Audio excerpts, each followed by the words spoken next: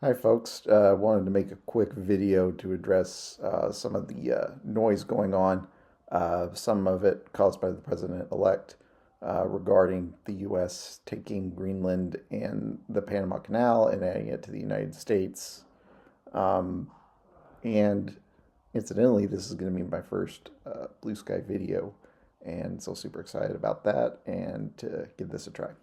So, from a purely strategic perspective, stepping back and ignoring the unreality that the U.S. is going to take Greenland from our defense treaty ally, Denmark.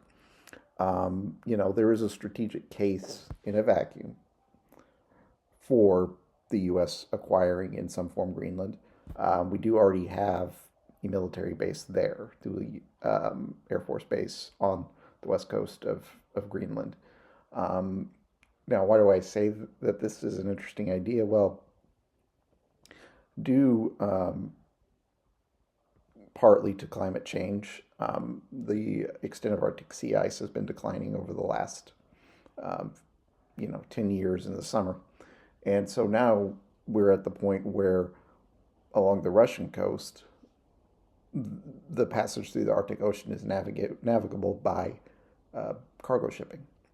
So there's two entrances and exits from the Arctic Ocean. One is between Alaska and Russia through the Bering Strait. The other is between Greenland and mainland Europe.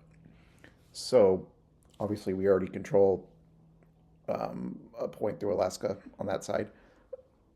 If you could control Greenland, then there is some strategic logic to that. I think from a defense perspective, it's less so because obviously you have Iceland there and Denmark controls it. You already have NATO in control of that passage. So, not that big of a deal.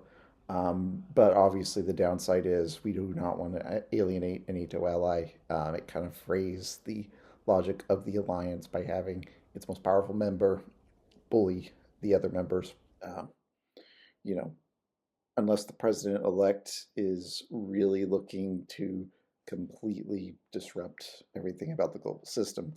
Um, I really question whether that's going to happen. He says a lot of things. It is very concerning, though, from a diplomatic perspective, that the incoming president is rattling on about that. And the Panama Canal, um, that's definitely belongs to Panama. It was given back over 40 years ago. And, again, it's another case where we really risk alienating our allies in Latin America. And so, you look at our two of the U.S.'s greatest strategic assets, our alliance with NATO in Europe and having oceans on both sides, um, with a friendly Latin America to the south of us. Now, if we start, you know, undermining those two things, then that could be a very serious problem for the U.S. And that's why it's so concerning to see um, this reaction in these statements from the incoming president. And I hope that when he gets into office, that he realizes the seriousness of and gravity of the situation.